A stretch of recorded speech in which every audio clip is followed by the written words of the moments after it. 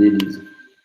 Vamos que vamos, né? Hoje nossa intenção é continuar aquela prova lá de Goianésia. Vamos fazer a parte lá de História e Geografia. Galera, as obras, né? Teve uma aula que eu fiz extra para vocês de obras, né? E falei da Poemas de Becos de Goiás, Histórias Mais, né? Da Cora Coralina. E falei também do Memórias Póstumas de Brás Cubas, né? Do Machado de Assis. Só que essa aula não ficou gravada, deu um problema aqui, mas eu vou regravar, vou mandar para vocês e tentar comentar o resto das obras que estão faltando, né? Falar do Curtiço lá, que tem que falar e por aí vai. Beleza? Mas hoje é História e Geografia, tranquilo? Massa demais. Vamos nessa, viu, galera? Então vamos arrochar. Tá apresentando aí a tela para vocês, né? Só liberar aqui para a Isabela. Tá apresentando, então vamos que vamos. Qualquer dúvida, chama no chat, mas eu vou colocar alguns pontos importantes que eu quero falar para vocês aí no chat também. Beleza? Tranquilo? Vamos nessa. Vamos que vamos. Então vamos lá falar de história, depois geografia. Tranquilo? A primeira questão aqui é sobre a Era Vargas, né? Vou ler o caput da questão, que é a introduçãozinha dela aqui, dar um panorama para vocês, depois a gente tenta responder. Beleza? Então vamos lá. Getúlio Vargas é um dos personagens mais complexos e polêmicos da história brasileira republicana. Sua biografia aponta para um indivíduo que tanto soube se amoldar aos tempos democráticos, entre 45 e 54. 54, galera, é o ano da morte do Getúlio Vargas, viu? E 45 é o fim da Era Vargas, né? Lembrando que a Era Vargas vai de 30 no governo provisório até 45 no Estado Novo, tranquilo? Em 54 ele volta, né, com o movimento queremista, mas depois ele acaba deixando o poder, em tese, por conta de um suicídio. Ele estava com uma treta pesada com o exército brasileiro. Então, vamos lá, os militares, né? Aos tempos democráticos até 54, como soube se moldar aos anos de 1930, quando o fascismo se alastrava pelo mundo dos entreguerras. Sobre sua atuação política como presidente do Brasil entre 30 e 45 e sobre os grupos políticos do período, assinale verdadeiro ou falso. 30 e 45, galera, é o período correspondente à Era Vargas. Tranquilo? De boas? Então vamos lá, só vamos descrever isso aqui para vocês, senão fica muito abstrato, né? Vocês sabem dividir a Era Vargas? Ano a ano? Primeira coisa, vamos dividir a Era Vargas aqui. Ó. Era Vargas começa com o tal do governo provisório. Governo provisório, galera. Já ouviram falar nele? Governo provisório. Esse aqui é massa. Vou dar para a galera aqui, ó.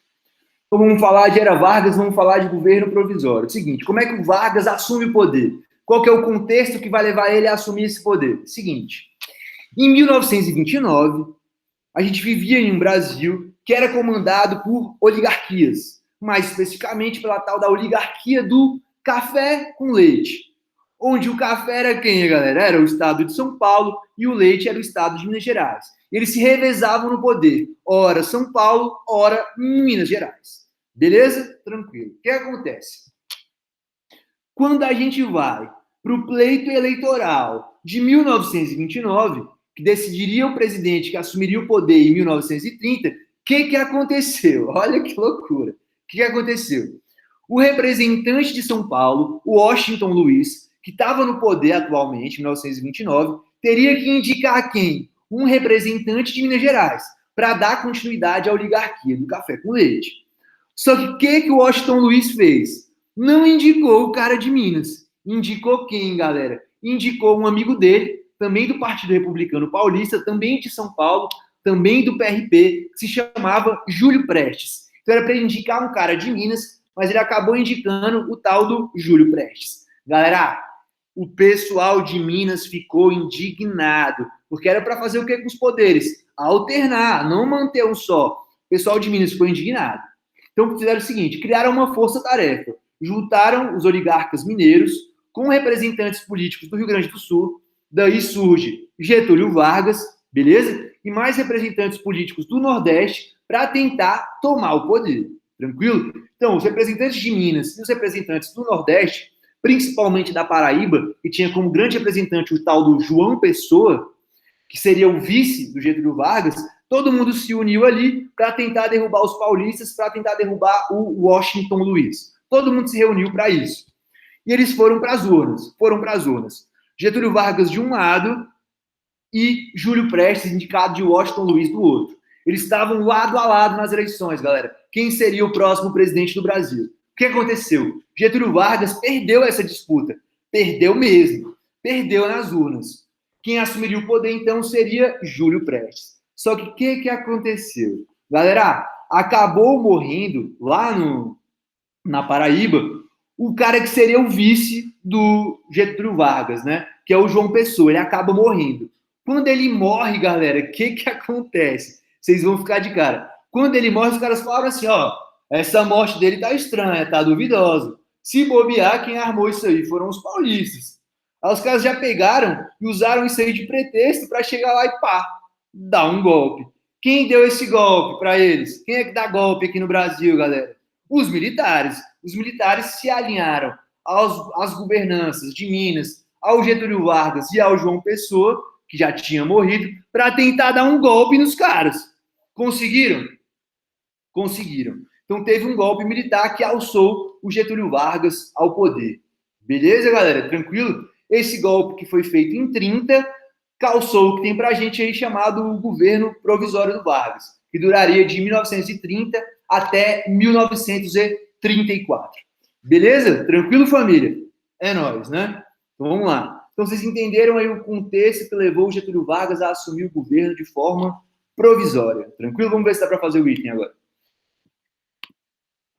Então, vamos lá. Getúlio Vargas se aproximou excessivamente dos grupos comunistas, em especial do tenente Luiz Carlos Prestes. Não tem nada a ver, né? Então vamos dar uma continuidade aqui, Então ele assume falando que agora vai instaurar, né, um tal de um governo provisório, galera. O que seria esse governo provisório? Aí vocês vão ficar de cara. No governo provisório ele assumiria por um curto período de tempo, tranquilo, até que ele restabelecesse a ordem no país, para que depois fossem convocadas novas eleições. Tranquilo? Essa que era a ideia. Só que o Getúlio Vargas ele não estava disposto a largar o osso, a gente sabe disso. Ele estava disposto a continuar no governo por um longo espaço de tempo. Ele queria ficar ali por um tempo bem grande.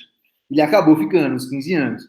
Para tentar se manter no poder, no começo ele começa todo bonzinho, falando que vai botar um esquema de mandato de 4 em 4 anos, reeleição, seu processo eleitoral, falou que ia criar o Código Eleitoral Brasileiro, falou que ia criar a Justiça Eleitoral aqui no Brasil, falou que ia dar o voto para as mulheres e deu. Em 1932, Getúlio Vargas cria o voto feminino e por aí vai.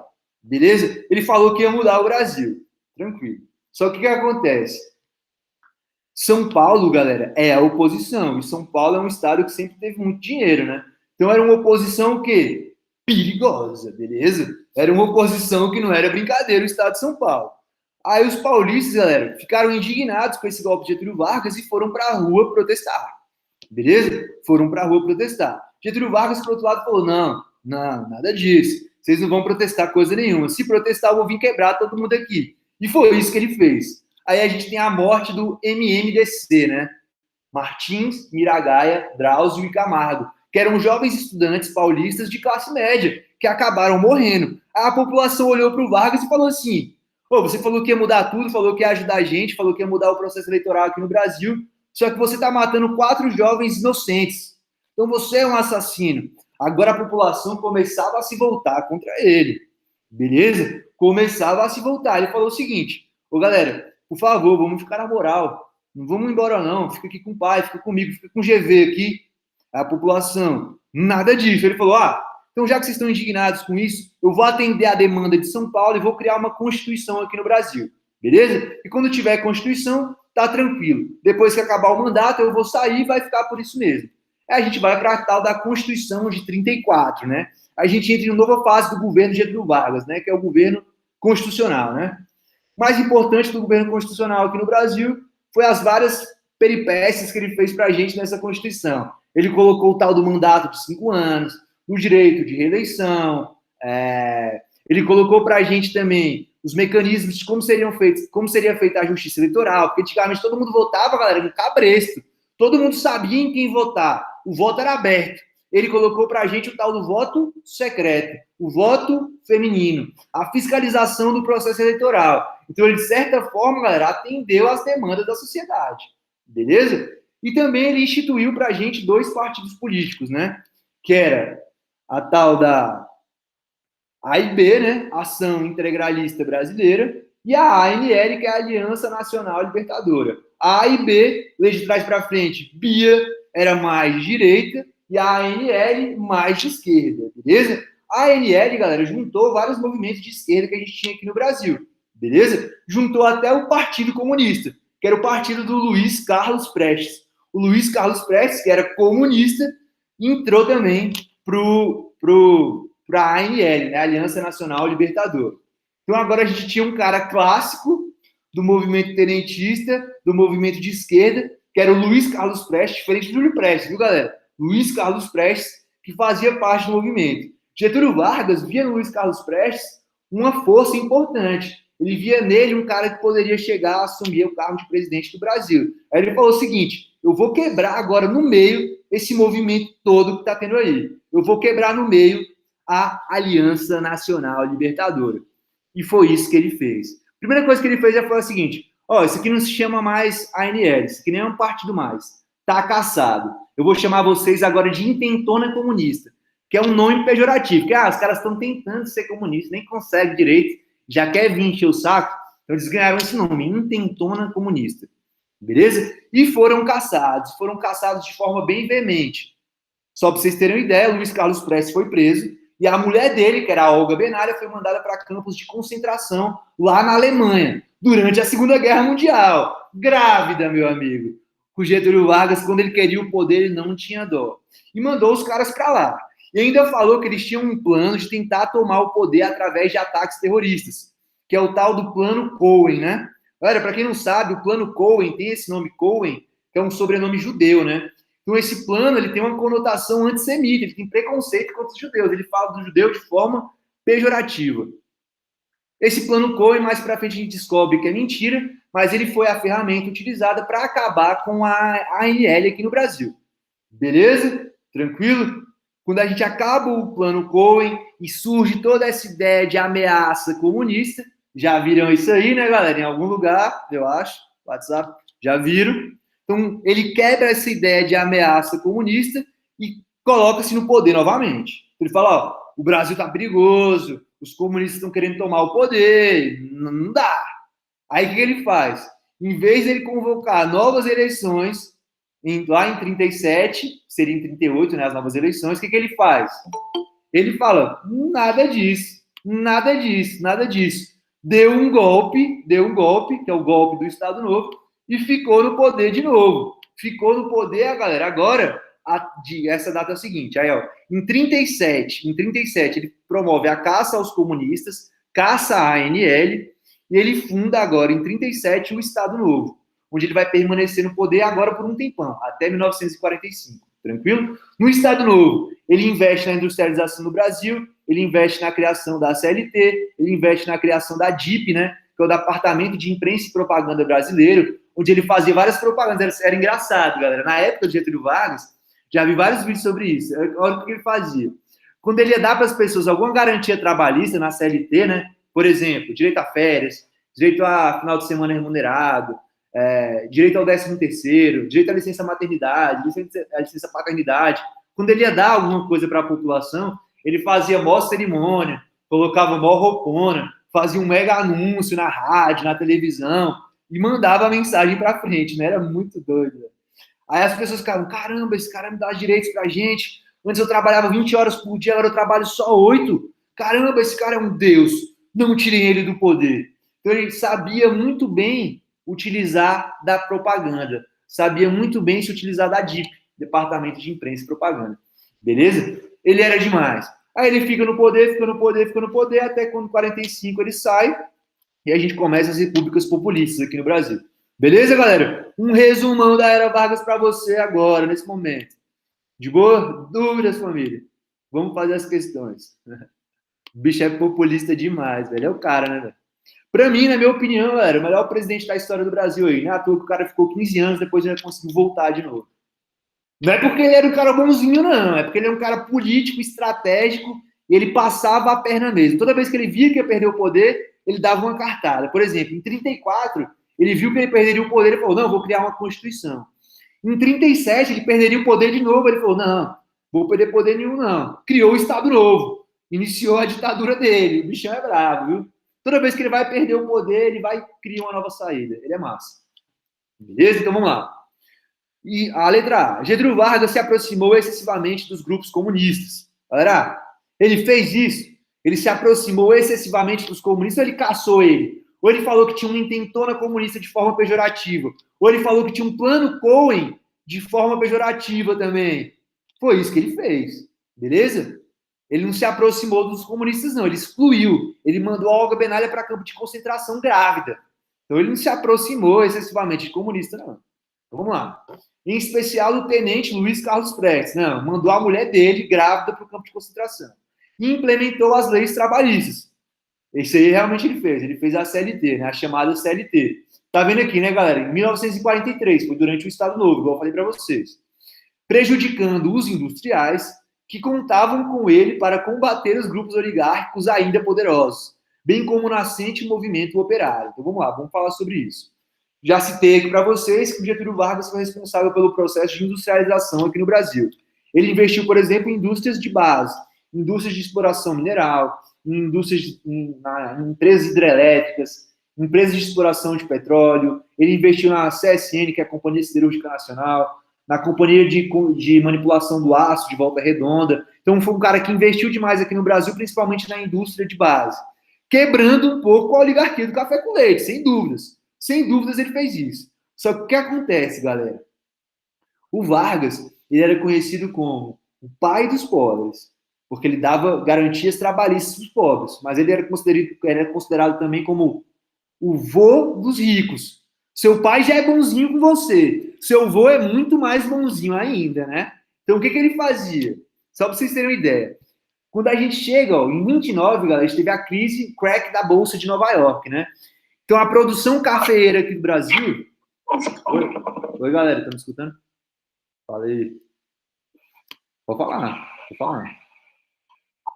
Vamos lá, continuar. Alguém quer falar? Pode arranjar? Vamos nessa. Então, se liga, em 1929 a gente tem um crack, a quebra da Bolsa de Nova York, né? O Brasil, em 1929, era um país exportador de café. Se os Estados Unidos, principal comprador de café do Brasil, está quebrado, e isso vai repercutir lá na Europa, que também vai ficar quebrada, ninguém mais compra o café brasileiro. Não tem mais para ninguém. Se ninguém compra mais o café brasileiro, qual que é a tendência? O oligarca, produtor de café, quebrar. Só que o Getúlio Vargas, ele queria todo mundo junto dele. Ele queria todo mundo unido. Ele queria A e B, né, galera? Integralista, que é todo mundo integral, unido. Beleza? Ele queria isso. Aí o que ele faz? Para ganhar a confiança dos agricultores aqui no Brasil, ele pega, galera, as sacas de café produzidas no Brasil e queima, velho. Queima. Várias toneladas de café são queimados aqui no Brasil. Porque o café que ficou parado, que não foi vendido, que não conseguiu ser exportado, ficou parado aqui no Brasil e ficou em grande quantidade. Se estava em grande quantidade, lei da oferta e da procura, o café aqui estava muito barato. O Getúlio Vargas, tacando fogo em tudo, praticamente tudo, diminui a quantidade de sacas de café, e agora o café se torna um produto escasso. Se ele é escasso, ele é o quê? Muito mais caro. Com isso, os oligarcas produtores de café conseguiram se reerguer com a ajuda de Getúlio Vargas, beleza? Então ele contribuiu para a quebra dos caras, mas depois foi lá e ajudou eles. Ele fez isso, tranquilo? Por isso que ele tinha essa alcunha e esse apelido de pai dos pobres, pelas garantias trabalhistas, mas vô dos ricos, de ser mais bonzinho ainda com os ricos, porque ele ia lá e pá, queimava saca de café para os caras continuarem ganhando muita grana. Sacou? Ele fez isso. Beleza? Esse é o Vargas. Então, essa primeira aí, galera, não precisa nem ter dúvida, né? Essa letra A aí, pelo amor de Deus, tá falsa, né? Tranquilo.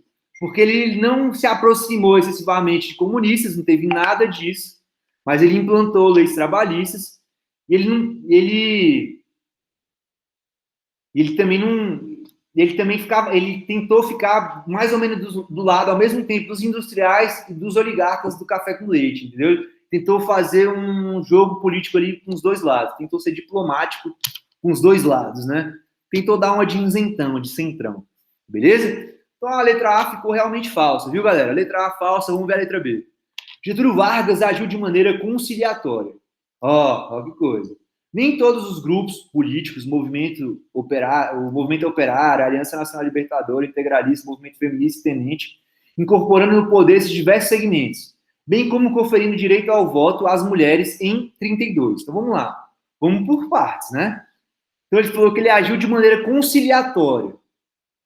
Ó, conciliatória, ó a palavra, com todos os grupos políticos, todos, everybody, não, né, galera? Todos não.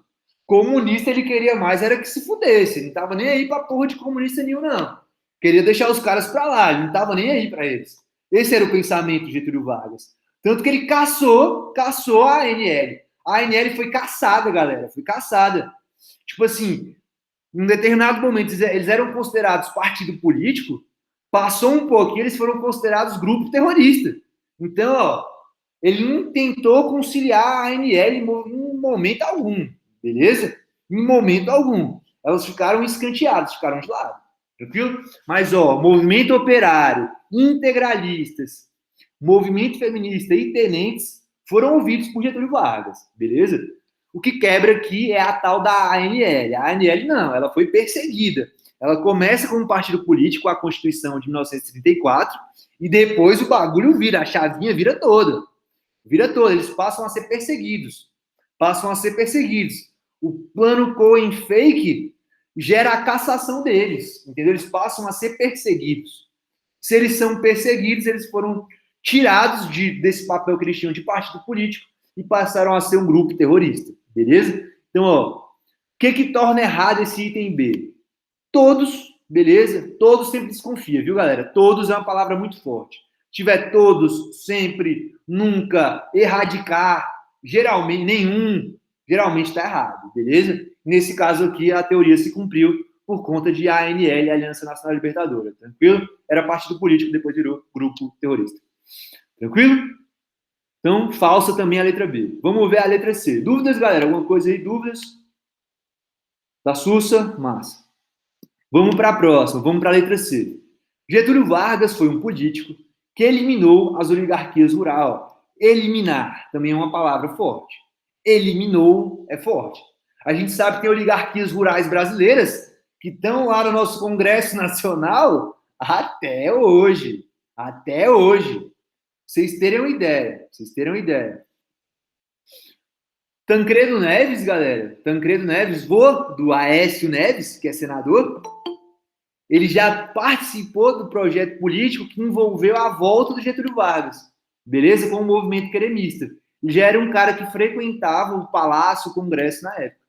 Então, ó, essas oligarquias estão aí, das antigas e até hoje, beleza? Então, eliminar é uma palavra muito forte. O Getúlio Vargas foi um político que eliminou as oligarquias rurais que haviam dominado política e economicamente o país durante a chamada República do Café com Leite, implantando reformas econômicas e políticas industrializantes e urbanas, prejudicando interesses rurais até então predominantes. Galera, a gente sabe que não, né? Que não foi bem isso que aconteceu, porque senão ele não queimaria saca de café para ajudar os oligarcas produtores de café, né? Ele não faria isso. Ele não eliminou. A palavra certa é o quê? Enfraqueceu. Enfraqueceu, a gente pode falar que sim, é verdadeiro. Eliminou é demais, tá errado? Beleza? Eliminar não. Tanto que lá na frente ele foi lá, deu uma graninha para os caras, saca de café tá muito barato, não conseguiram vender nada, tá assim. Então agora vamos queimar tudo, deixar mais barato, deixar mais caro, que agora vocês vão conseguir ganhar mais, vão ter uma margem de lucro maior. Beleza? Essa era a ideia dele. Então aqui, galera, mais uma vez o item tá o quê? Falso. Mete um fake nesse daí que ele tá falso. Beleza? Tranquilo? Vamos ver a letra D. Getúlio Vargas implantou uma ditadura no país, de inspiração fascista, nomeada de Estado Novo. Apesar das críticas dos grupos políticos de seu tempo, que o apoiaram, considerando que ele seria mais democrático e popular e uniria o país em torno do integralismo e das reformas de base. Vamos separar isso aí. Seguinte. Quando a gente fala do Estado Novo, né? O Estado Novo ele começa em 37, ele vai até 1945.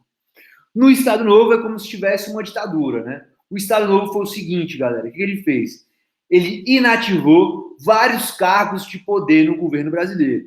Por exemplo, ele cassou o mandato de deputados, principalmente componentes legislativos, praticamente fechou o Congresso, trocou os governadores dos estados por interventores nomeados por ele, ou seja, ele controlava os caras do âmbito estatal, beleza? Ele indicava cargos, ele fazia o que ele bem entendia, ele fazia tudo isso para centralizar o poder na figura dele, beleza? Excluir do processo democrático parte importante da população e concentrar o poder na figura dele. Ele tentava centralizar o poder na figura dele. Beleza? Então vamos lá, vamos entender essa loucura. Vamos entender. Começa tudo assim, ó. No comecinho, no começo de tudo, quando ele cria o Estado Novo é criado a partir de uma perseguição à ANL, que virou intentona comunista, que teria feito o tal do Plano Cohen.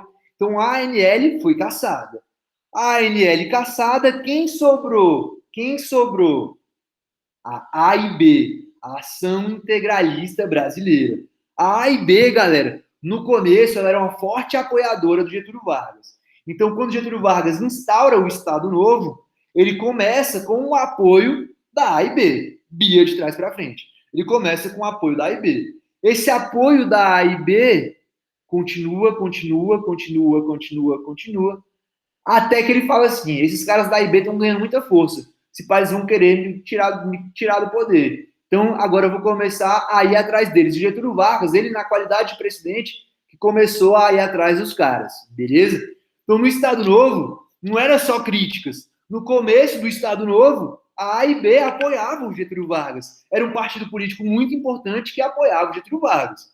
Beleza? Tranquilo. Só mais lá no final, que a AIB vai ganhando força na figura do Plínio Salgado, que ele vai lá e tenta cortar as asinhas da AIB. Tranquilo? Beleza.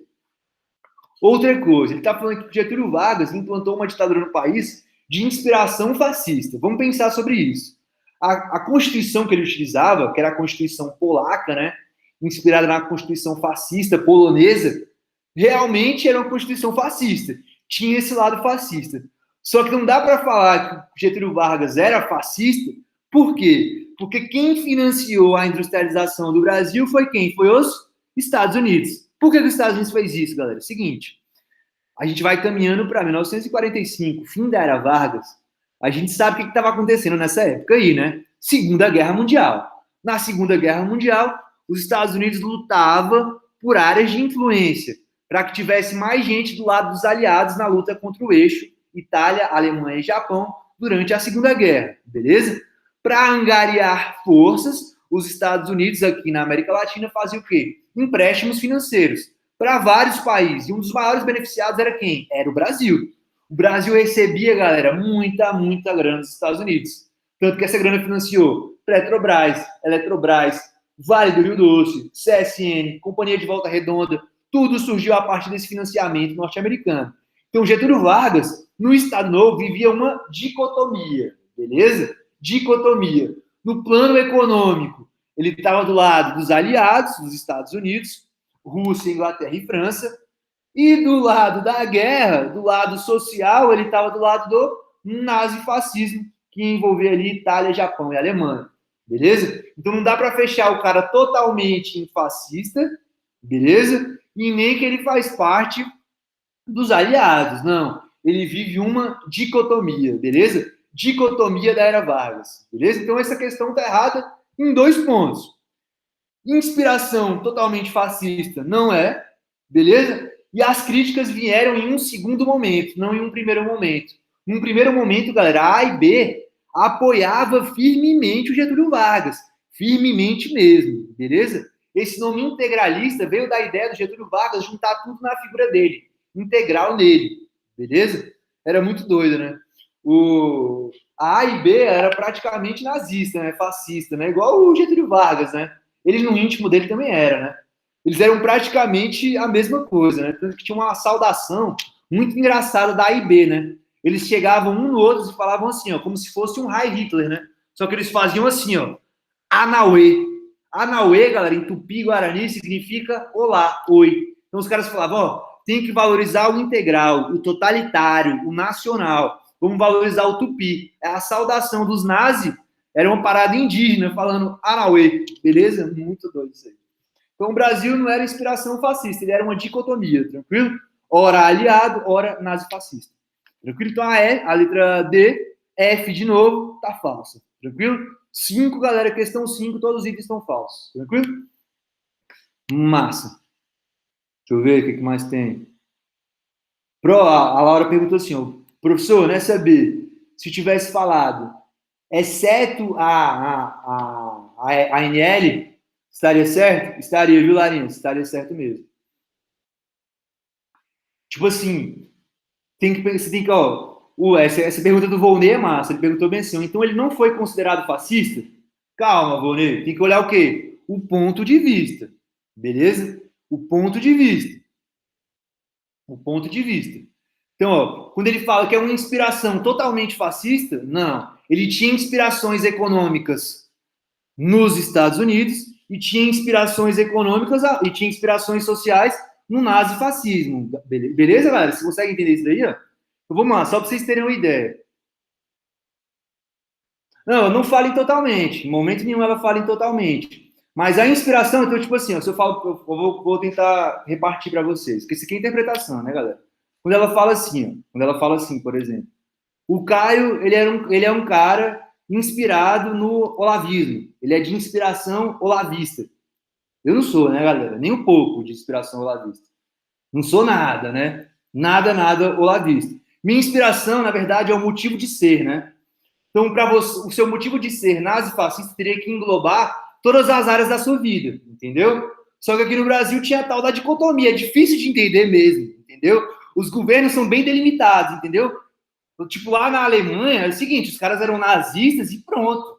E pronto. Recebiam o quê? Recebiam de ninguém. Eles mesmos tinham que fazer a sua própria grana acontecer. Eles eram de inspiração o quê? Nazista. Tranquilo? Itália, inspiração o quê? Fascista, não recebia nada de ninguém. Falar que é inspiração, galera, não quer dizer que são traços, não, beleza? Inspiração não é traço, beleza? Inspiração é algo que é, eu sou inspirado, minha inspiração é a medicina, entendeu? Inspiração não é traço, é algo total, beleza? Quando a gente fala um filme que é inspirado em fatos reais, é um filme que é inspirado na realidade, beleza? Não é inspirado na ficção. Tranquilo? Vamos ver se tem mais alguma coisa que dá para vocês entenderem. Vamos lá. Getúlio Vargas implantou uma ditadura no país de inspiração fascista. Não, de inspiração dicotômica, né? A inspiração era dicotômica. Ora aliado, ora nazifascismo, entendeu? Era dicotômica. Não era só fascista. Nomeada de Estado Novo, beleza? Mas ela era dicotômica. Porque, tipo assim, eles sempre botam essa questão, galera, para vocês se quebrarem, entendeu? Eles sempre fazem isso. Porque, tipo assim, ó, pra vocês terem uma ideia. Quando o Vargas vai lá e inaugura, por exemplo, a Constituição Polaca, na inauguração ele já mete uma discussão fascista, na hora. Um discurso que já foi dito pelo Mussolini, né? Na hora ele já mete essa parada. Só que depois os Estados Unidos dão uma arrochada nele e ele fala o seguinte, não, eu tô do lado dos Estados Unidos, tranquilo? Esquece esse bagulho de nazismo, fascismo pra lá. Só pra vocês terem ideia. Os Estados Unidos teve uma hora que pegou e colocou o Getúlio Vargas na parede. Falou, meu amigo, tô vendo o que você tá fazendo aí. Tô vendo que você tá fazendo discurso nazista, mas tá recebendo dinheiro nosso. E aí, se decide. Para você se decidir, eu vou te mandar pra guerra. Os Estados Unidos fez isso com o Brasil. Vou mandar vocês pra guerra. Aí o Getúlio Vargas foi lá, coçou a cabeça e falou, caralho, vou ter que ir pra guerra. Vou ter que ir, porque eu tenho que mostrar que o Brasil tá do lado dos Estados Unidos. Eu tenho que mostrar para eles que o Estado Novo não é só fascista. Beleza? O Estado Novo é o quê? Ele tá do lado dos Estados Unidos, beleza? Ele queria vender para o mundo, galera, a imagem de que o Estado Novo era o quê? Capitalista e estava do lado dos Estados Unidos. Ele queria vender essa imagem para o mundo. Aí ele foi lá e cumpriu a ordem dos norte-americanos. Falou, beleza, vou mandar o exército brasileiro para a batalha, vou mandar o exército brasileiro para a guerra. E ele fez isso, galera? Fez. Aqui no Brasil, não sei se vocês sabem, né? Mas nossa força de guerra se chama FEB, né? Que é a Força Expedicionária Brasileira. FEB, galera, eram uns moleques novos, mal treinados, que não tinham nada. E o pessoal falou, não, molecada, vocês vão para a guerra. Vocês vão para a guerra lá na Itália, combater o fascismo do Mussolini, para a gente mostrar para o mundo que o Estado Novo está do lado dos Estados Unidos. Beleza? Vocês vão fazer isso? Vamos. Foram lá para a Itália batalhar. Uma batalha ficou conhecida como a Batalha de Monte Carlo, galera. A Batalha de Monte Carlo. Beleza? Lá na Itália. Galera, os brasileiros foram para lá com um armamento de baixo teor tecnológico, arminha de chumbinho, pouquíssima gente contra uma caralhada de italiano, beleza? Tinha italiano pra caramba. Aí o que os caras fizeram? Esses gatos miados lá os gatos pingados lá dos brasileiros foram para enfrentar os italianos lá no Monte Carlo, lá em Monte Carlo, na Itália. Galera, por incrível que pareça, os brasileiros miadinho, com pouca arma, estão sem nada, mas são brasileiros. E o brasileiro não desiste nunca, né? Foram para a batalha de Monte Carlo, venceram os italianos. e abriram caminho para as tropas norte-americanas invadirem a Itália, né? Muito doido o que ele fez. Beleza? Então ele queria mostrar para o mundo que a inspiração não era fascista coisa nenhuma. Que isso aí ficou para trás, igual o Bolsonaro agora, né, galera? O Bolsonaro, a gente teve um ministro do turismo aí, não sei se vocês lembram disso aí, que repetiu um discurso nazista na posse dele. Não sei se vocês viram. Aí o que o governo fez? Apesar do governo Bolsonaro acreditar em várias coisas que o fascismo e o nazismo prega, eles não são nazistas, né? Nem fascistas, mas eles acreditam em várias coisas do nazismo e fascismo, né? Eles foram lá e falaram que esse ministro não tinha nada a ver com eles. Esquece esse cara não tem nada a ver com a gente. Beleza? Nosso governo é outra parada. Com Getúlio Vargas, a mesma coisa. Esquece essa parada aí de Constituição Polaca, de discurso nazista, esquece isso aí. Isso não tem nada a ver com o Brasil. O Brasil é o quê? O Brasil é a Batalha de Monte Carlo. O Brasil é a ajuda que ele deu para os Estados Unidos e abriu caminho para eles chegarem e conseguirem tomar de conta da Itália. Beleza? Deu para dar uma clareada aí, pai? Inspiração não quer dizer que é um traço. Inspiração é uma coisa, traço é outra. Se ele falasse aqui, ó, Getúlio Vargas implantou uma ditadura no país de traços fascistas, aí beleza. Aí é outra parada. Tranquilo? É. Treinaram na Lan House jogando CSGO e foram pra cima, velho. Os caras são bravos, né, velho? Brasa destrói tudo. Galera, só pra vocês terem uma ideia, essa parada é muito doida, né? O judô, arte milenar do Japão, aí não sei quantos anos, velho. Os caras trouxeram aqui pro Brasil o judô misturado com uma outra parada que chamava jiu-jitsu, né? Aí depois uma família chamada Família Grace fez o jiu-jitsu brasileiro, velho. Maluco. Esses caras quebraram todo mundo do mundo inteiro. Tinha mestre japonês que já carregava a tradição há mais de 200, 300 anos, tomava pau pros brasileiros. O brasileiro não dá mole, galera. Não dá mole mesmo. Popó, campeão mundial de boxe. Maguila, campeão mundial de boxe.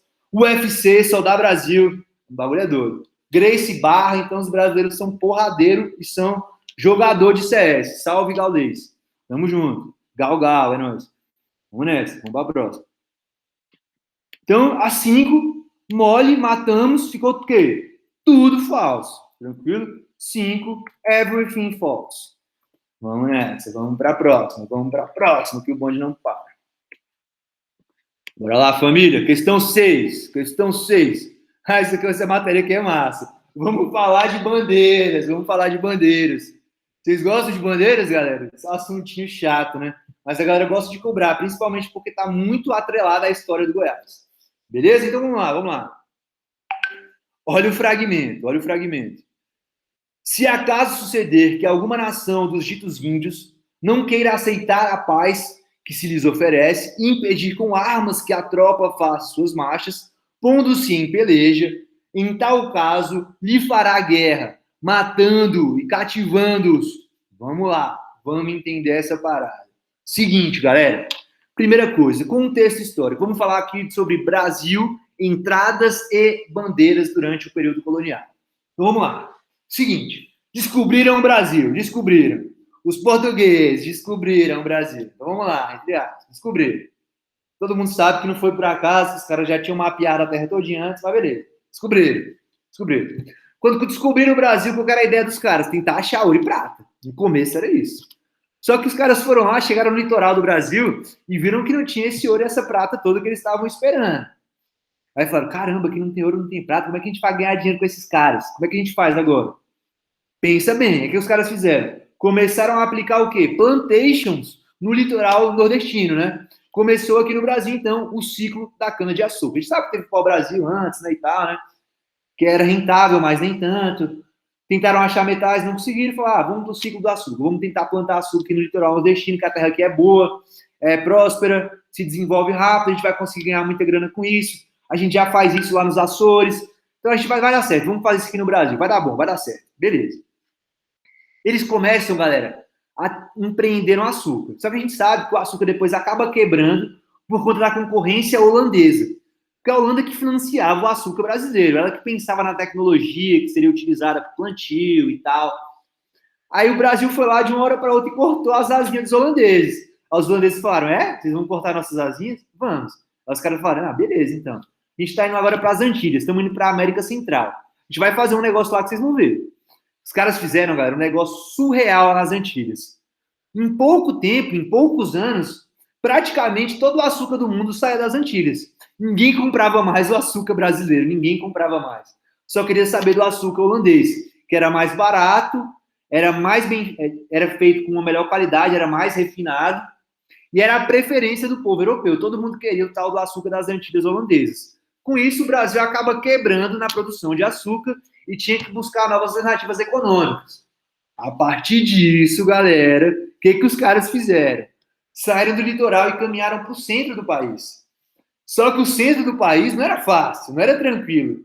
Tinha a tribo canibal querendo pegar quem chegasse perto do centro do país. Os tupinambás, por exemplo, eram um deles, que caçavam os desbravadores para tentar matar e depois comer. Eles eram canibais. Então não era fácil vir para o centro do país. Não era fácil porra nenhuma. O que os caras fizeram? Olha a loucura. Falaram, ó, a gente precisa de uns caras casca grossa para desbravar esse centro do país. Porque a gente descobriu que lá em Minas Gerais, Goiás, Mato Grosso, tá rolando ouro, tá rolando metal precioso. Então a gente precisa desbravar o centro do país. Beleza. Essa é a ideia da coroa portuguesa. Só que essa notícia, galera, que tinha ouro, metal precioso no centro do país, atraiu todo mundo. Todo mundo que estava desempregado lá no açúcar veio para o centro. O pessoal do sul veio para o centro. O pessoal de São Paulo, que ficava lá perto, que era a província de São Vicente na época, todo mundo começou a ir para Minas, atrás do ouro. Todo mundo queria ficar rico da noite para o dia. Escravos queriam comprar a sua carta de alforria. Galera, na época do ouro tinha mobilidade social. Você era pobre, você podia ficar rico. Não era sociedade estamental. Tinha um fluxo. Então todo mundo podia se dar bem com essa história do ouro. Todo mundo podia ficar rico da noite para o dia. Então todo mundo queria ir para o centro do Brasil. Aí se liga. Existiam missões para tentar achar ouro, que eram missões feitas por particulares. Então, tipo assim, não tem nada a ver com o Estado português, com a coroa portuguesa. O cara, sozinho, por conta própria, um homem livre, ia lá e falava o seguinte: eu vou para o centro dessa bagaça tentar achar ouro. Qual que era o nome dessa missão? Bandeiras, beleza? As bandeiras eram missões não oficiais, não vinculadas à coroa portuguesa, que tinham como intenção primária achar ouro no centro do país, beleza? Tranquilo. Então, as bandeiras, elas eram o quê? Não oficiais, não faziam parte do escopo da coroa portuguesa, beleza? Bandeiras extraoficiais. E como é que aconteciam essas bandeiras, galera? Muito doido. Essas bandeiras tinham diferentes tipos, né? A principal que a gente fala é uma bandeira que a gente chama de bandeirismo de contrato, né? Ou sertanismo de contrato. Que é o seguinte, o direito dos bandeirantes tinham, né? Olha que ideia louca. O sertanismo de contrato era o seguinte: os bandeirantes chegavam em tribos indígenas ou em comunidades quilombolas e destruíam todas elas. Sequestravam quem fazia parte dessa comunidade e colocavam essas pessoas para trabalhar de graça. Esse era o sertanismo de contrato, que é um tipo de bandeira. Também tem as bandeiras de prospecção, que é aquela bandeira fim, que é a bandeira que serve para ser bandeira, que é a bandeira que é utilizada para tentar achar metais preciosos. Beleza? Bandeira de prospecção, para você ficar próspero, ganhar dinheiro. Bandeira de prospecção. Próspero, dinheiro. Beleza? Tem outra bandeira, Caio? Tem a tal da bandeira de apresamento. Essa é a mais polêmica. Que é o seguinte: os bandeirantes iam no centro do país, em algumas tribos indígenas, sequestravam os índios. E como os índios conheciam muito bem a terra, sabiam onde tinha ouro, onde tinha prata, onde tinham diamantes, os bandeirantes pegavam, sequestravam esses caras e botavam eles para trabalhar de forma compulsória, ou seja, mesmo que eles não quisessem, eles eram obrigados a trabalharem para os bandeirantes. Beleza, galera? Essa é a bandeira de apresamento. Vou anotar para vocês, porque senão fica muito confuso. Vamos lá. Primeira coisa, bandeiras. Bandeiras são missões não oficiais, beleza? Não oficiais. Porque mais pra frente a gente vai ver as entradas, que são missões oficiais. Tranquilo? Eu falei dos tipos de bandeiras. Tranquilo? A primeira que eu falei foi o sertanismo de contrato. Sertanismo de contrato, que vai falar da destruição de aldeias e quilombos. Bandeirantes destroem aldeias e quilombos. Destruição de aldeias e quilombos. Beleza? A aldeia do Gaulês. Galgal. Massa, vai mais. Além do sertanismo de contrato, a gente tem também o quê, galera? A tal das bandeiras de prospecção. Prospecção. Essas bandeiras de prospecção estavam ligadas ao quê? Ao papel que os bandeirantes tinham de acumular metais preciosos, beleza? Metais preciosos. Podia roubar para conseguir esses metais? Podia. Podia extorquir? Podia. Podia chantagear? Podia. Podia fazer tudo para conseguir o objetivo final, beleza? Eles não tinham dignidade. Tem as bandeiras também de apresamento. Apresamento. Nela, o índio era obrigado a trabalhar, beleza? Pois conhecia muito bem o interior do país. Beleza, galera? Tranquilo? Massa demais. Então, falei para vocês aí o que são as bandeiras, quais tipos são elas. Tranquilo? Então, vamos lá. Vamos falar um pouco sobre o bandeirante, galera. O que vocês acham que é o bandeirante?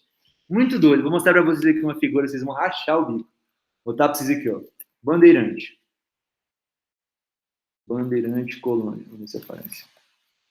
Olha para a imagem desse cara aqui, ó. Olha para a imagem dele. Quero ver se vocês matam isso daqui. Isso aqui é do caralho, viu? Vai mudar a cabeça de vocês em relação às bandeiras. Olha para o bandeirante, galera. Olha que coisa. Ele é português, né? Parece português. Mas vocês estão vendo que ele é meio pardo? Ele não é totalmente branco, não. Ele é meio pardo. Tá vendo? Olha que loucura. A maioria dos bandeirantes eram mamelucos.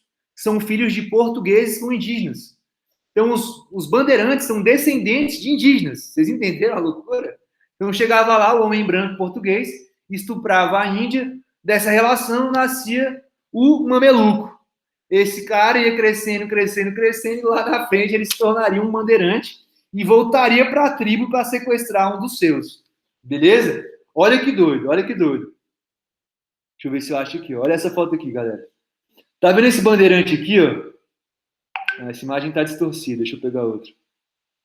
Deixa eu ver se eu acho um bandeirante bonitão pra gente botar aqui. Ah, essa imagem aqui tá. Essa aqui acho que vai dar pra vocês verem. Ó. Já dá pra vocês terem uma noção. Olha lá. O bandeirante, galera, ele tá aqui de bota e tal, uma roupa meio europeia, né? Uma roupa grossa, né? Deve fazer calor essa roupa, né? Então, o bandeirante aqui no Brasil, a imagem que a gente tem deles é uma imagem idealizada. Não é o real isso daqui. Na época, galera, tinha muito a ideia de fazer o seguinte, de você pegar o bandeirante e falar que ele tinha uma fisionomia parecida com a do europeu. Eles falavam que o bandeirante seria, na verdade, a aparência dos mosqueteiros. Lá daquela obra lá dos Três Mosqueteiros, é a mesma coisa. Eles pegaram e idealizaram o mosqueteiro no bandeirante, entendeu? Então, o bandeirante, na verdade, era muito parecido com o indígena. Ele era mais atrelado à cultura indígena do que à cultura portuguesa. Por isso que ele tinha essa facilidade de transitar aqui no centro do país, beleza? A maioria dos bandeirantes eram mamelucos, galera. Incrível isso daí. Aí o que acontecia? Eles iam lá nas tribos e eles iam lá e pegavam os índios, né? Beleza. O índio agora sequestrado, ele indicava para os caras onde eles poderiam encontrar mais índios para sequestrar mais gente ainda. Beleza? Essa que era a ideia. Eles falavam o seguinte, que os índios que já foram catequizados, os índios que passaram por missões, são muito mais fáceis de ser o quê? Domados e colocados para trabalhar. Então, o índio que era sequestrado primeiro, dava uma de X9, de dedo duro, e lá e falavam onde os outros índios estavam. Eles iam lá e capturavam eles também. E tinha uma predileção sempre pelos índios que já foram catequizados, porque esses aí eram mais fáceis de dominar, de domesticar e colocar para trabalhar. Beleza? Muito doido isso daí. Então, ó, em relação aos bandeirantes, né, a gente sabe, né, eles ficaram marcados na história do Brasil. Vou falar alguns nomes, né? O principal que eu quero destacar aqui é o Anhanguera, né? O Anhanguera, galera, tem esse nome por conta da tradução do Tupi-Guarani, né? Tupi-Guarani. Ele falava que Anhanguera é como se fosse um diabo velho. Diabo velho. Por quê?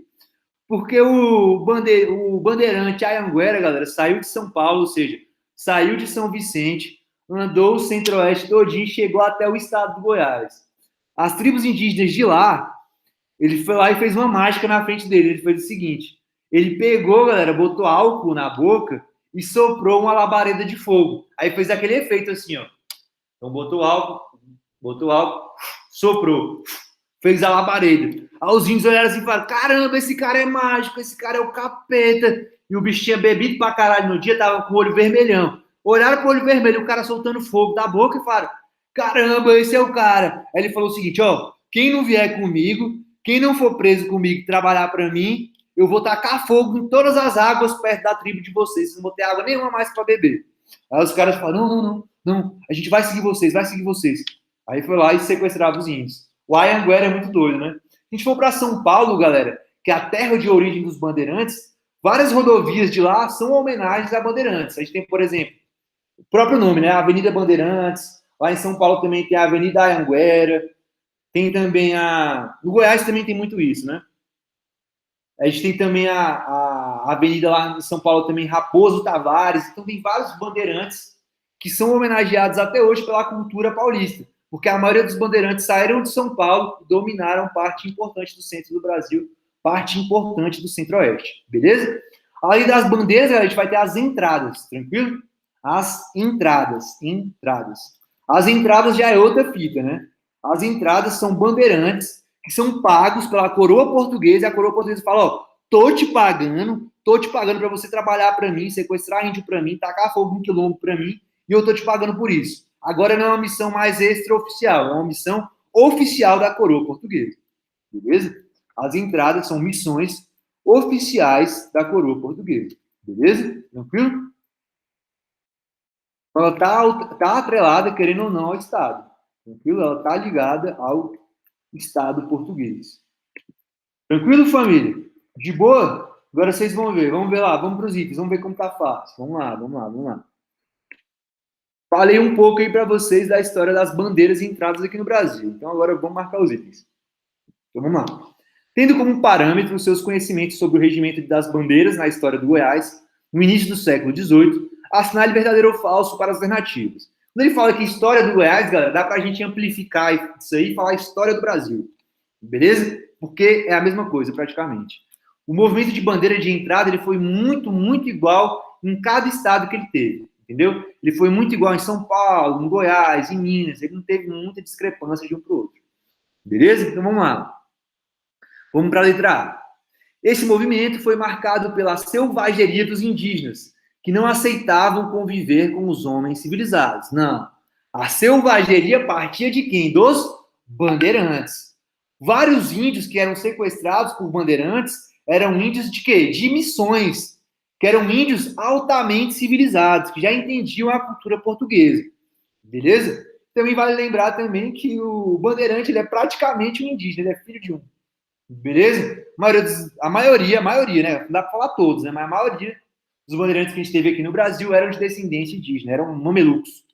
Beleza? Então, ó, falar que os índios estavam de selvageria, nada disso. A maioria dos índios que foram escravizados durante o movimento de bandeiras, eles eram, galera, índios que participavam de missões, eram índios que eram o quê? Catequizados. Eles tinham nada de selvagens, tranquilo? Igual eu já tinha falado para vocês, a letra A, então, ficou o quê? Falsa, né, família? Falsa. Vamos ver a letra B. As bandeiras tinham como principais objetivos tanto a procura de povos indígenas para escravizar, quanto a busca por metais preciosos, ouro e prata. Então, vamos lá. Procura de povos indígenas para escravizar, bandeira de apresamento. Beleza? Busca por metais preciosos, bandeira de prospecção. Tranquilo? Então ele cobrou nesse item B aqui a tal da bandeira de apresamento, sequestro dos povos indígenas, escravização, e a bandeira de prospecção, prosperidade, que é o acúmulo de materiais, de metais preciosos. Beleza? Então a letra B está o quê? Verdadeira. Tranquilo? Vamos ver a C. Esse movimento foi marcado pelo espírito conciliador do homem branco, que buscava estabelecer acordos com os nativos.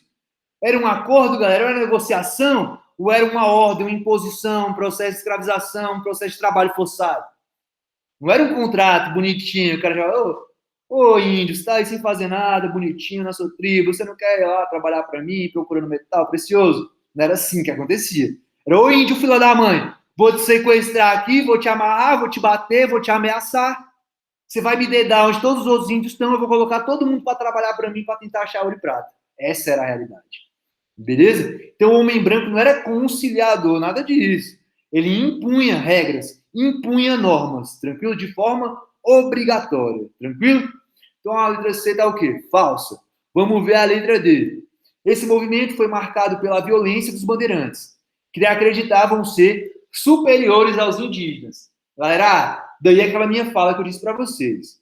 Eles não eram considerados superiores, não. Eles estavam ali para cumprir uma missão, entendeu? Era missão dada, missão entregue, entendeu? Essa era a ordem para os bandeirantes. Eles estavam ali para cumprir missões. Tranquilo? Só isso. Eles não se julgavam melhores do que os indígenas, até porque eles eram descendentes de indígenas. A maioria dos caras eram o quê? Mamelucos. Viram as fotos que eu mostrei para vocês, né? Em todas elas, o bandeirante está como? De chapéu, de cowboy, de sapato, de bota, todo bonitão, todo garboso. Mas não é essa a verdade. Não é essa. Na verdade, o bandeirante andava com as calças arriadas, descalço, no meio do nada, praticamente igual um índio. Tranquilo? Então, eles se julgavam mais ou menos em pé de igualdade. Tranquilo? Quanto a isso aí, eles não tinham esse preconceito, mas eles escravizavam os caras mesmo assim. Tranquilo? Então, vamos conferir aqui. Ficou, então, falsa a primeira, verdadeira a segunda, e a terceira e a quarta falsa. Beleza? Questão 6. Vamos lá. Questão 6. De boa, galera, essa questão de bandeiras aí, vocês conseguiram entender? Todo mundo numa boa? Vamos ficar assim, ó. Falso, verdadeiro, falso, falso. Tranquilo? Esse é o gabarito. Vamos pro próximo? Vamos. Vamos, que hoje o pai tá on. O pai tá animado. Eu vou virar hoje pra uma noite aí, que tem uma prova amanhã estralando, velho. Psiquiatria, o negócio é feio. Vamos lá. Estudos sobre análise sócio... Agora é geografia, viu, galera? Rodou a chavinha, viu? Paramos de falar de história, vamos falar agora de atualidades, vamos falar de geografia, outra fita, beleza? Gira a chavinha aí. Saiu da história e fomos para a geografia. Vamos lá. Questão 7. Estudo sobre a análise socioespacial dos idosos em Goiás, desenvolvido pelo Instituto Mauro Borges, coloca que, desde a década de 1950, a população brasileira envelhece cada vez mais, enquanto o ritmo de crescimento infantil sofre gradativas desacelerações. Segundo o Instituto, a população goiana segue a mesma tendência. Em 6 décadas, a relação entre a população infantil e a idosa saiu de 5,8 idosos para 100 crianças em 1950 e alcançou, em 2010, mais de 30 idosos, cara, multiplicou por 5, né? Mais de 30 idosos, quintuplicou a quantidade de idosos. Mais de 30 idosos para cada 100 infantes, né? Que é aquela nossa população pediátrica infantil, também conhecida como crianças. Beleza? Então vamos lá. Considerando o texto apresentado, que fala sobre a mudança no quadro populacional de Goiás, assinale verdadeiro ou falso para as alternativas. Vamos lá. Vamos lá, vamos ver a letra A. Isso aqui é massa. Então a gente sabe, né, galera, que quando, na segunda metade do século XX, a tendência de ter filhos aqui no Brasil já começava a mudar. Quando a gente vai quase entrando no século XXI, a média de nascimentos vem diminuindo. A gente fala que o Brasil sofreu uma queda importante na taxa de fecundidade, galera. Agora, o que é a tal da taxa de fecundidade? Vocês lembram? Seguinte, a taxa de fecundidade, galera, é uma razão, né? Uma razão, uma fração, né? Entre o número de nascimentos, beleza? E a cada 1.000 mulheres em idade fértil. Na idade fértil, a gente fala que é a idade entre 15 e 49 anos, mais ou menos. Então, para fazer o cálculo da taxa de fecundidade, que é que foi alterada com o passar dos anos, assim como a taxa de natalidade também, a gente faz isso. A gente pega o número de nascimentos e divide para cada 1.000 mulheres em idade fértil. Beleza? Porque a gente consegue ter uma ideia de mais ou menos quantos filhos a mulher tem. Quantos filhos ela vai ter, em média, ao longo dos anos. Tranquilo? Taxa de fecundidade. Então, vamos lá. Mas aqui na questão ele não vai falar sobre ela, ele vai cobrar para a gente basicamente só 2 taxas, a de mortalidade e a de natalidade, beleza? A de natalidade a gente calcula assim, ó. O número de crianças nascidas vivas que não morreram no primeiro ano, beleza? Versus sobre, né, o total de habitantes dessa população. Essa é a taxa de natalidade. Aí depois a gente multiplica por 1.000 para conseguir a taxa certinha, beleza? A taxa de mortalidade, como é que é feito? A gente faz o número de mortes vezes a quantidade de habitantes daquele determinado local e depois uma coisa, multiplica por 1.000. Taxa de mortalidade, tranquilo? Vocês lembram disso aí, galera? Na Univ, eles não cobram tanto você falar que é a taxa de natalidade, fecundidade, mortalidade, não cobram isso. Mas eles cobram a interpretação de situações, beleza? A gente sabe que na metade na metade do século passado, na metade do século XX, era comum, por exemplo, nossos avós tivessem 10, 8, 7 filhos, né? Hoje em dia a gente já sabe que um é difícil ter, dois também é difícil ter ainda. Então vamos focar no um ali. Atualmente, galera, a média de filhos por brasileiro em idade fértil, que é a taxa de fecundidade, está dando mais ou menos 1,5 filho por mulher aqui no Brasil. Se comparar com antigamente, que dava mais ou menos 5 filhos por casal, por mulher, beleza? Vamos lá. Vamos lá, letra A. Na segunda metade do século XX e nos primeiros anos do século XXI, houve diminuição nos índices de mortalidade e de natalidade. Por que diminuiu a mortalidade, galera? Porque a medicina, evoluiu. Lembra que antigamente só tinha IAPs, Previdência Social, Santa Casa? Hoje em dia tem SUS, as crianças estão morrendo muito menos.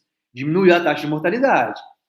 A de natalidade também, porque a mulher agora não fica mais em casa o dia inteiro. A mulher sai para trabalhar, não dá para ficar fazendo filho, engravidando toda hora. Quem é mulher e já trabalhou de carteira assinada sabe que se engravidar, o patrão bota para correr. Engravidou uma, beleza. 2, 3, tchau. Entendeu? É assim que acontece aqui no Brasil, infelizmente. Então a taxa de natalidade também vem diminuindo, desculpa. Por conta de quê? O que é a taxa de natalidade? Só mais uma vez, vocês não esquecerem. Taxa de natalidade, número de nascimentos de bebês que não morreram até o primeiro ano, dividido pelo total de habitantes da população, vezes 1.000. Beleza? Depois eu vou colocar lá no chat para vocês, cada uma bonitinha. Então vamos lá.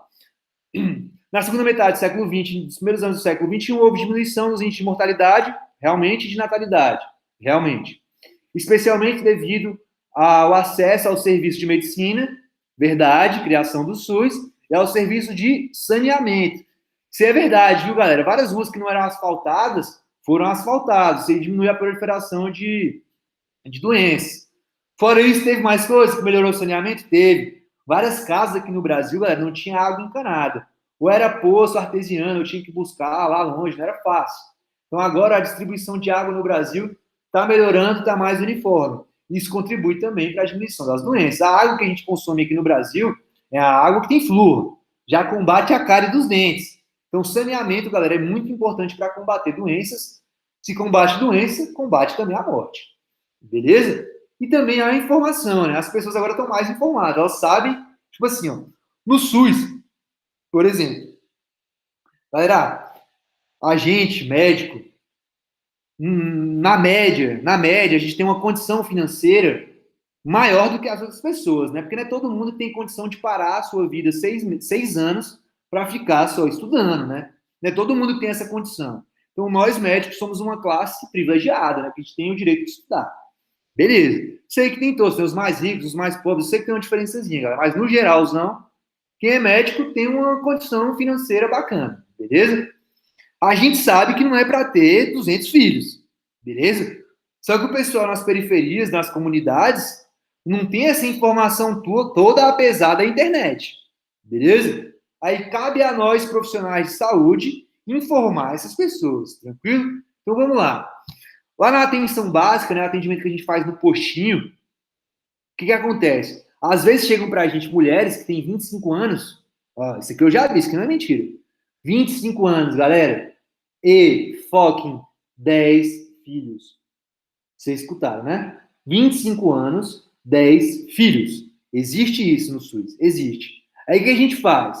Quando a gente vê uma situação dessa, galera, vê que a mulher tem 25 anos, já tá com 10 filhos, que ela ainda vai poder ter filho até os 40, a gente fala, ó, pera lá, a gente tem que dar uma controlada nisso aí, senão você vai conseguir botar alimento na boca dessas crianças, beleza? Vai ser desleixo, vai tá relativizando a importância das crianças. Então, dá uma segurada aí, é muito filho. A gente faz o tal do planejamento familiar. No postinho, galera, postinho de saúde é muito comum a gente fazer o tal do planejamento familiar. O que é isso? A gente faz uma consulta, passa para eles ali uma bula de medicamento para tomar a tal da pílula anticoncepcional. Na Secretaria de Saúde aqui de Brasília, a gente só tem a tal do microvilar, né?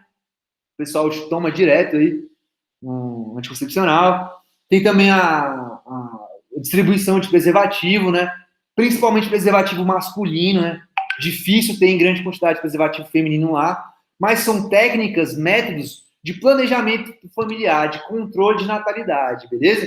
A gente não impõe isso à paciente, a gente simplesmente aconselha, beleza? É papel do médico aconselhar uma mãe que não está sabendo fazer a gestão da natalidade dela, beleza?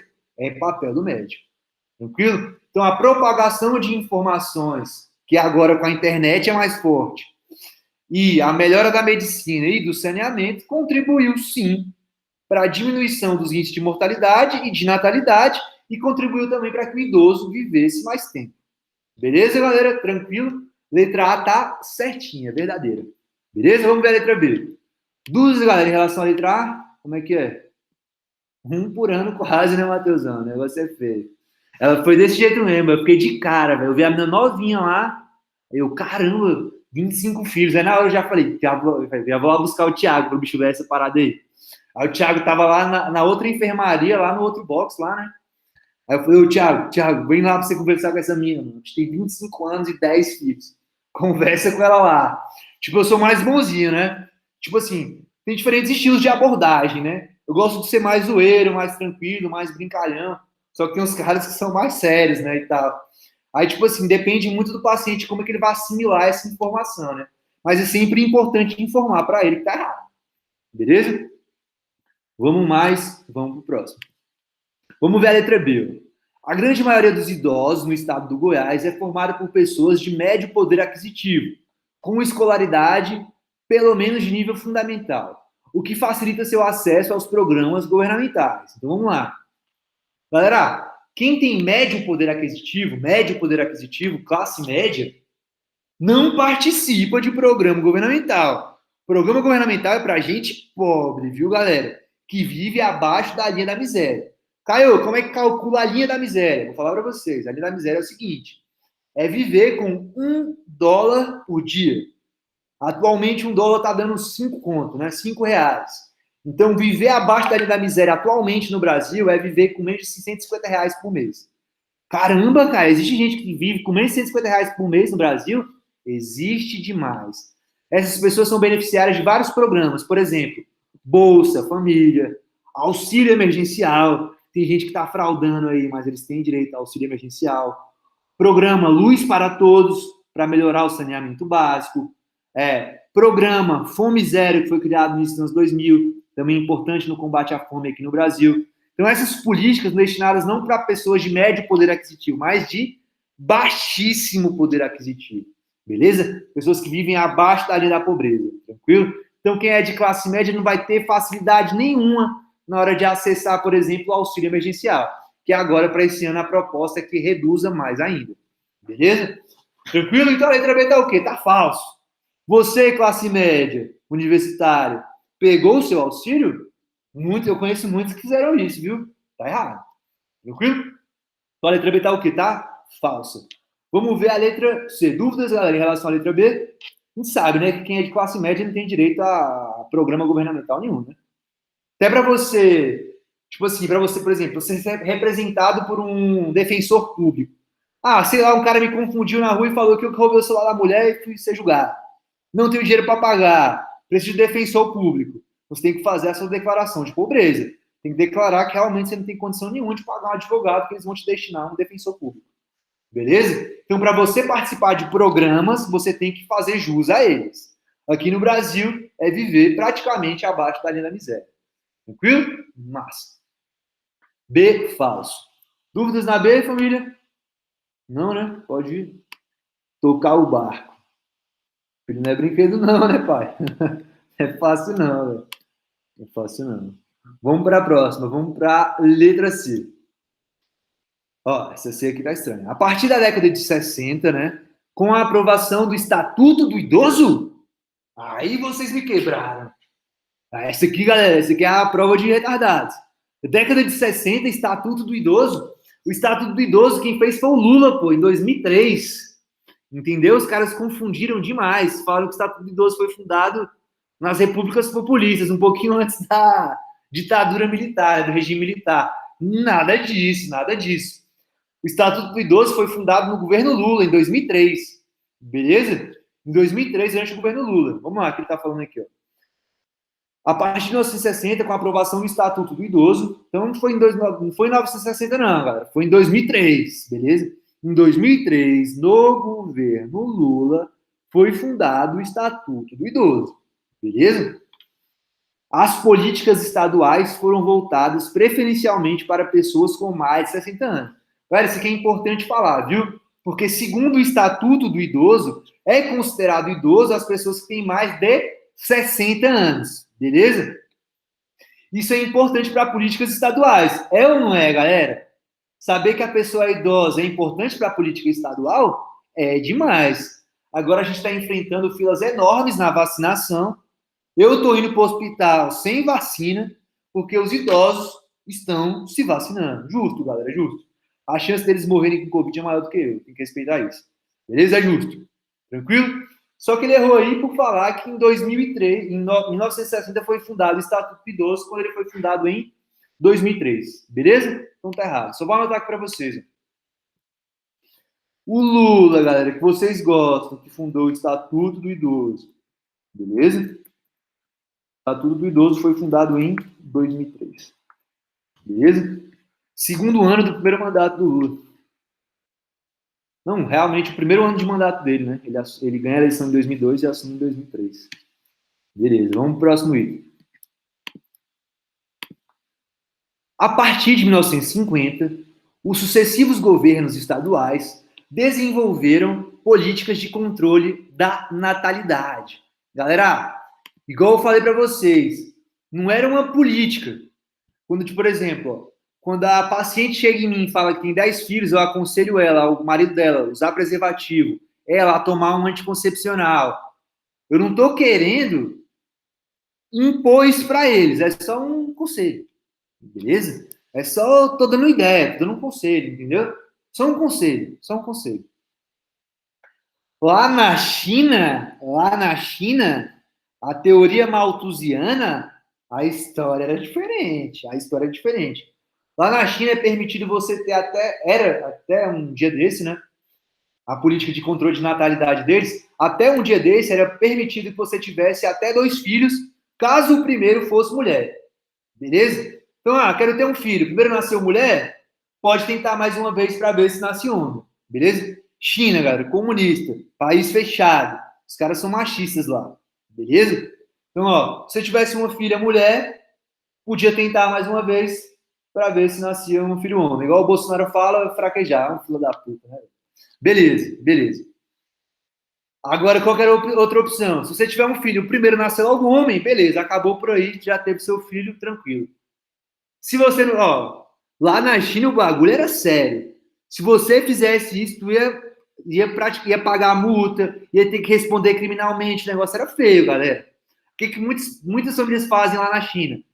Se tivessem a primeira filha mulher, beleza, beleza. Só que se tivesse a segunda filha mulher também, o que eles faziam? Jogavam o filho no lixo, botavam nos canos de água, jogava no rio, para falar que não teve esse filho, para poder tentar mais uma vez para ver se nasce um homem. Beleza? Isso é uma política de controle de natalidade. Aqui no Brasil a gente só dá um conselhozinho, pô, velho. 10 é muito, você ainda é muito novo, você pode ter filho até 40 anos. Então vamos dar uma segurada nisso aí?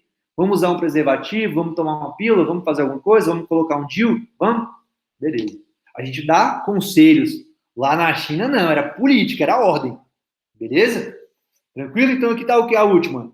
Falsa, viu, galera? Então ficou verdadeiro, o resto tudo falso. Tranquilo? Na questão 7. De boa, China, galera, política malthusiana, lembra do Malthus, tranquilo? Lembra do Malthus. Lá tinha política de controle de natalidade. Aqui no Brasil é só um conselho, viu? São campanhas que a gente faz de conscientização, conselhos que a gente dá, é assim que a gente trabalha. Beleza?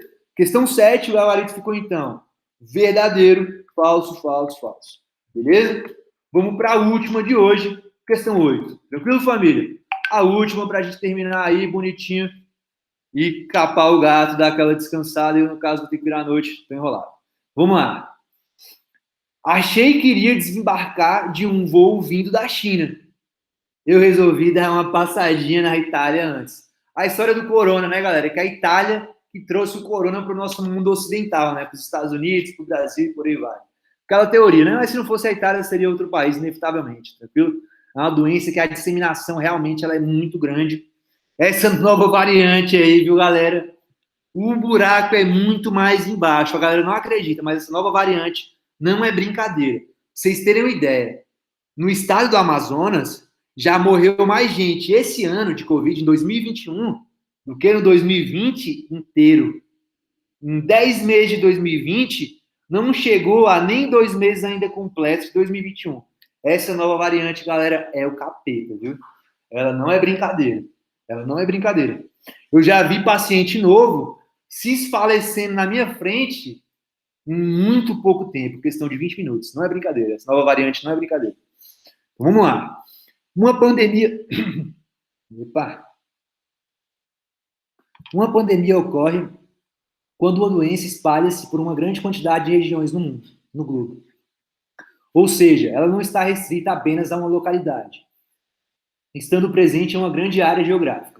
Desde a divulgação dos primeiros casos do novo coronavírus na cidade de Wuhan, capital da província de Hubei, na China, em dezembro de 2019, que cientistas em todo o mundo vêm observando com preocupação este fenômeno, por conta da sua dimensão e aceleração no tempo e espaço. Sobre o tema proposto, assinale verdadeiro ou falso para as alternativas. Então vamos lá. Galera, vamos falar aqui é só epidemiologia do Covid. A gente não vai falar de fisiopatologia, como é que a doença acontece, de tratamento, nada disso, beleza? A gente vai falar de epidemiologia. Tranquilo? Epidemia. Então vamos nessa, vamos para a primeira. Isso aqui vocês vão matar fácil, né, galera? Atualidade. Todo mundo tá enjoado de ver coisas de coronavírus. Então vamos lá. Cada região do globo tem suas próprias características geográficas, políticas, sociais e econômicas. Por esse motivo, é difícil fazer um apanhado geral sobre o quadro da doença em diversos locais. Galera, é difícil? Não, é fácil. Beleza? Por incrível que pareça, é fácil, né? Na Secretaria de Saúde, a gente tem um sistema que chama Track Care, que é o seguinte: existe uma lista de doenças. Todas as vezes que eu vou atender uma pessoa e eu diagnosticar essa doença, eu tenho que notificar essa doença para as autoridades, entendeu? A gente fala que são doenças de notificação compulsória. Então, se eu for atender um paciente de Covid, automaticamente eu tenho que ir lá e lançar isso aí lá no sistema, lá no Track Care. Falar que eu atendi um paciente do Covid para ir para a contabilização que vocês veem à noite no Jornal Nacional. Beleza? Então, tudo começa a partir disso. Não é fácil. Cabe ao médico ir lá e simplesmente dar uma digitada e a gente já consegue falar que ele atendeu um paciente Covid. Se todos os médicos fizessem isso, a gente ia ter uma ideia perfeita do que seria o cenário da Covid. Então é fácil fazer isso. Não dá trabalho, é tranquilo. O que acontece aqui no Brasil? Manipulação de dados, né? O pessoal omite os dados, por exemplo, domingo, né? No domingo não tem todos os dados do Track Care, né? Porque a galera não consegue upar tudo para o sistema, não dá tempo. O sistema para no domingo. Aí quando volta para o somatório da segunda, soma praticamente os que ficaram faltando somar de domingo mais os de segunda. Tanto que quando você vai olhar para as notícias, vê segunda-feira sempre vai ter mais mortes, mais casos, porque vai somar um pouco com os casos de domingo. Não tem jeito. Beleza? É assim que acontece aqui no Brasil. Mas é muito fácil, viu, galera, para um país saber a quantitativo de pessoas que está sendo acometido pelaquela doença, viu? Não dá trabalho não, porque a gente já tem vários sistemas hoje informatizados que facilitam esse trabalho para a gente. Beleza? Então, eu vou falar que por conta do país é difícil fazer um apanhado geral? Não, é fácil, beleza? Só depende da boa vontade dos governantes, beleza? Letra A, tranquilésima, falsa, viu, galera? Falsa. Não é difícil, não, é bem tranquilo, viu? Fazer. O pessoal não faz por preguiça, por má vontade, beleza? Vamos ver a letra B. As pandemias atualmente podem ocorrer com mais facilidade. Isso porque é cada vez mais fácil o deslocamento das pessoas de um local para o outro. E, consequentemente, haver disseminação de uma doença entre eles. Então, vamos lá. Galera, realmente é muito fácil, né? Pra vocês terem uma ideia. Eu não sei se eu tive Covid, eu nunca fiz teste, por incrível que pareça. Eu tô direto no hospital, todo dia eu vou lá, eu nunca pego, porque eu uso máscara, passo gel bonitinho, não coço o cara, não enfio o dedo no olho, uso óculos, né? Aí é mais tranquilo para mim. Até hoje eu não peguei, apesar de estar em contato direto com os caras, né? Beleza. Só que no começo da pandemia, né? Por conta dessa facilidade de deslocamento dos locais, eu estava de férias, né? Nas minhas férias eu fui para Fui para 3 países e, tipo, depois foi 40 dias, entendeu? Dava, tipo, umas 10 praias aqui no Brasil. Fui para os Estados Unidos, para o Caribe, mais para outros lugares aí. De boa, só falando, viu, galera? Não é querendo tirar onda, nada, não. Só falando. Aí o que acontece? Fazia ponte aérea em vários locais, em várias horas diferentes, não sei o quê. Na época não tinha esse cuidado todo que a gente tem hoje, de álcool em gel, de luva, de máscara. Tinha porra nenhuma, não. Coçava o olho e tal, beleza. Galera, passou uns 5 dias que eu tava lá, aqui nos Estados Unidos. E deu uma febre do caralho, dificuldade para respirar, e o cara, mas na época ninguém sabia que era Covid. Aí eu sozinho comecei a me automedicar, sacou? Me automedicar, tomando Tilenol, remédio para dor, antipirético para febre e tal. Na época ninguém falava nada, eu não sabia se podia ou não tomar ibuprofeno, tomei. Foi foda, foi foda. Para quem não sabe, ibuprofeno é um anti-inflamatório, é o paracetamol dos Estados Unidos, todo mundo só usa ibuprofeno lá. Lá tu consegue cobrar de boa sem receita, até antibiótico, lá é muito doido. Aí, beleza. Aí eu vi que nessas mudanças de locais, quando eu mudava de lugar, eu já automaticamente ficava doente, porque eu já entrava em contato com uma exposição nova de vírus, de bactérias e por aí vai. É muito comum, por exemplo, quando você viaja, você ter diarreia. A gente chama de... Existe isso mesmo, na medicina a gente chama de diarreia do viajante.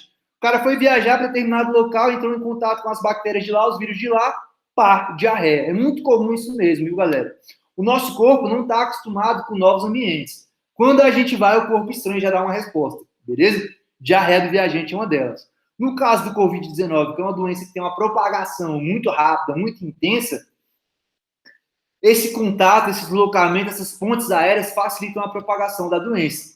Porque um cara no mesmo dia vai estar em São Paulo e está em Miami, no mesmo dia ele está em São Paulo e está em Dubai. Então é fácil espalhar a doença. Tanto que uma das primeiras medidas que foram tomadas com o início da pandemia foi o quê? O fechamento dos aeroportos. Ninguém entra, ninguém sai mais. Porque se entrar e sair, a doença vai se propagar muito mais. O pessoal conseguiu segurar o fechamento dos aeroportos por um tempo, né?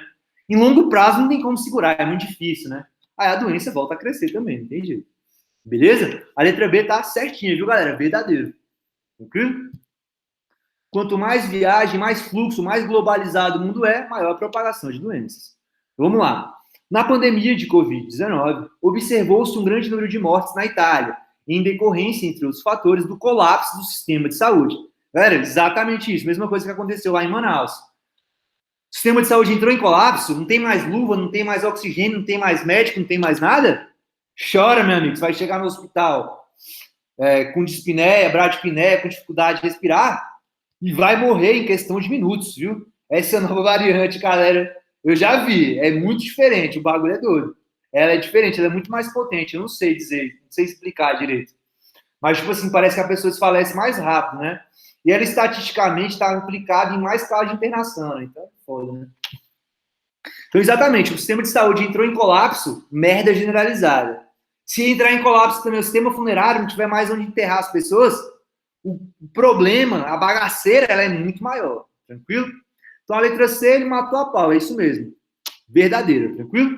Vamos ver a letra D, para a gente acabar. Além da Covid, pode ser citadas como outros exemplos de pandemia, a gripe H1N1, verdade, e a pandemia da AIDS. Galera, verdade, a pandemia H1N1 começou na China, depois foi para o México, né? Foi o polo de disseminação, igual a Itália foi dessa vez, né? E ela foi considerada uma pandemia porque ela aconteceu em mais de um continente, né? Beleza? Tem também a pandemia da AIDS, né? Essa aí sim veio no final dos anos 80, início dos anos 90 aqui para o Brasil, né? Com várias pessoas que chegaram da Itália propagando a AIDS, né?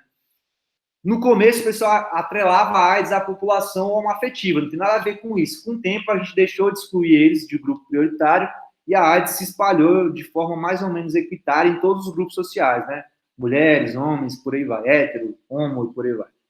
Beleza? Então, a pandemia da AIDS, é importante lembrar que ela veio da Itália, viu, galera? Mais um paralelo aí que ela tem com o Covid. Tranquilo? Ela veio da Europa, principalmente da Itália. É muito comum o fluxo de italianos para o Brasil. Sempre foi muito comum. Nas lavouras de café, no século XIX, século XX, os caras já traziam italiano. Então, é muito comum o fluxo de Itália-Brasil. Hoje em dia tá aquela treta lá pra gente tentar fazer a brasileira ganhar o BBB Itália, né? O Gran Fratello, né? Por aí vai. Beleza? Galera, por hoje é só. Epidemia quando é dentro do país e endemia numa região. Beleza? Por hoje é só, viu, família? Tamo junto. Beleza? Qualquer dúvida, fala com o pai. Só vou ver se tem alguma dúvida aqui no chat. Beleza? Valeu. É nóis, família. É nóis. Valeu mesmo, viu? Vocês são demais. Brigadão, viu? Obrigado por todo mundo aí. Obrigado pela presença de vocês. Vocês são demais. Brigadão, viu? Um abraço para todo mundo aí. Para quem não acompanhou desde o começo, pode relaxar que a aula tá gravada, beleza? Fique com Deus aí, viu, galera? Descansa aí. Boa noite. Tamo junto, viu? É nóis. Valeu, Ana Beatriz. Valeu, Andrezão. Um abraço, viu, pai? Valeu, Brunão. Valeu, Leandro. Valeu, Ellen, Juliane, Karine, Mateusão. Tamo junto, viu, galera? Vocês são demais. Um grande abraço para vocês aí. Até mais, viu? Fique com Deus.